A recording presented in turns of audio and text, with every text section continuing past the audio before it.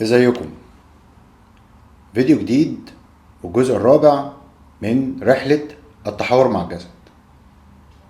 فاكرين لما قلنا انه احنا بنستخدم بعض المصطلحات اللغوية ودي تكون اصلها مصطلحات خاصة بالجسد، بس احنا بنحطها في مكان او في جملة غلط، ومن كتر ما احنا بنستخدمها نسينا اصلها.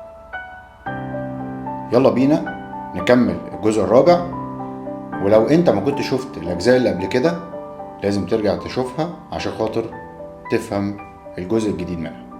الموضوع اننا نسينا الاصل ومسكنا في الفرع، بس الاصل هو جسمك اللي وجوده وتعبيره سبب كتير جدا اي لغة كلامية لفظية، واللي هو الوعاء اللي ربنا اختاره لك عشان يستودع فيه روحك، البحر الواسع اللي بتمشي فيه شرايينك وبتستقر فيه اعضائك، المنجم الغالي اللي هتفضل تكتشف فيه اللي جواه طول عمرك. بس احنا نسينا جسمنا لحد ما بعد عننا وبقى غريب علينا، ومش بنبطل نقول له اوف لك، وحرمناه مننا وحرمنا نفسنا منه.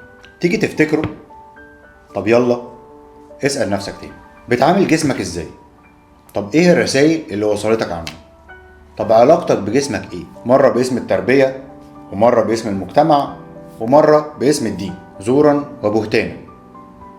طب ايه الرسائل اللي بتوصلك منه؟ وايه الرسائل اللي انت بتوصلها له؟ بتسمعه؟ طب بتعرف تسمعه؟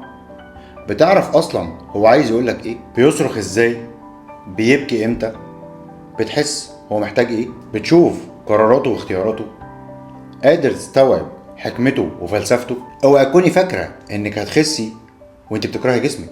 اقبليه الاول وصدقيني هيخس بعدها بمنتهى البساطه وباقل مجهود ومن غير دكاتره ولا برامج دايت. بلاش تعامل جسمك على انه طور في ساقيه تحمل عليه دايما وما تسمحلوش ان ياخد حقه في الراحه والاستجمام. صدقني هيخونك في يوم ومش هتقوم له بعدها قوم. عاملوا اجسامكم بما تستحق لانها تستحق.